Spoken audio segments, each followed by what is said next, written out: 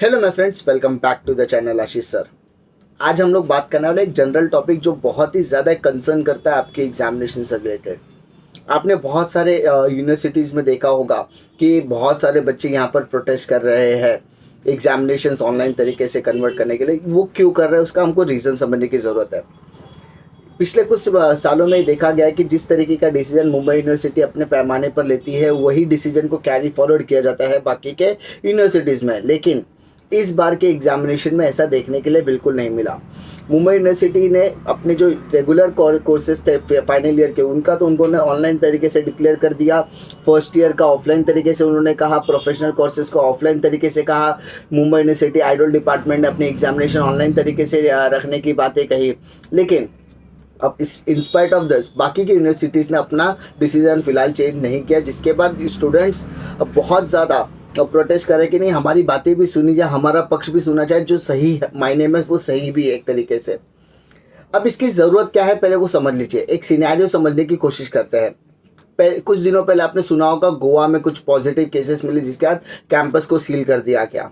मुंबई में कोविड-19 का XE variant आ गया, उसके बाद गुजरात में भी उसको डिटेक्ट किया गया। फिर जितने भी गुजरात जो श्रीनगर में भी 24 स्टूडेंट्स को कोविड पॉजिटिव पाया गया, इसके बाद कैंपस को सील करना पड़ा। उसके बाद गुजरात नेशनल लॉ यूनिवर्सिटीज़ के 25 स्टूडेंट कोरोना पॉजिटिव हो गए, कैंपस को वहाँ पर भी सील कर दिया गया है। फिर जी गाज़ियाबाद में 3 स्टूडेंट को कोविड पॉजिटिव हो गया, जिसके बाद वहाँ पर भी ऑफलाइन क्लासेस को स्थगित कर दिया गया है। तो मेरा कहने का मतलब ये है कि अगर एग्जामिनेशन लेनी आपकी प्रायोरिटी है तो उस लेवल पर आपकी प्रिपरेशन भी होनी चाहिए।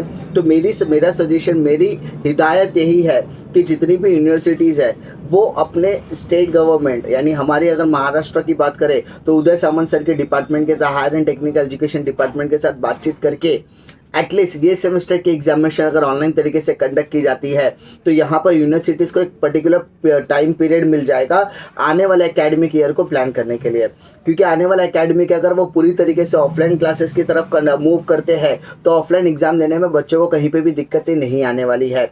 मेरा ये सजेशन है कि सिर्फ और सिर्फ इस एकेडमिक ईयर को ऑनलाइन तरीके से कन्वर्ट कर दिया जाए अगर पॉसिबिलिटी है तो।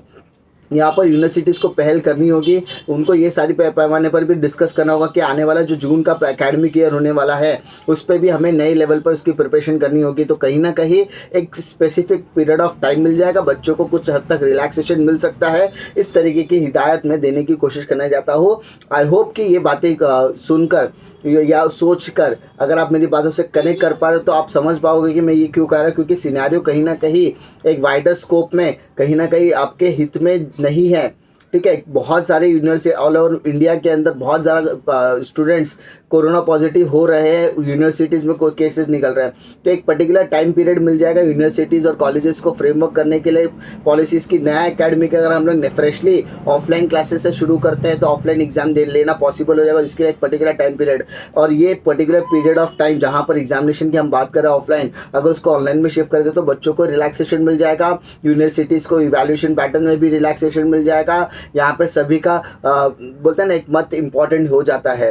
मैं उम्मीद करता हूँ कि आप मेरी बातों से कनेक्ट कर पा रहे होगे। अगर मेरी बात आपको सच्ची और अच्छी लगती है तो अपने दोस्तों में ज़रूर शेयर कीजिए और आपकी क्या राय है इसके बारे में ये कमेंट सेक्शन में ज़रूर अपनी बातें बताइए, ताकि इस पर मैं अगर आपके पॉइंट्स भी मुझे पता होना ज़रूरी है तो उस हिसाब से मैं आगे भी अपील कर सकता हूँ। मिलता हूँ मैं आपको अगले वीडियो में एक और नए इंटरेस्टिंग कंटेंट के साथ। तब तक के लिए जय हिंद।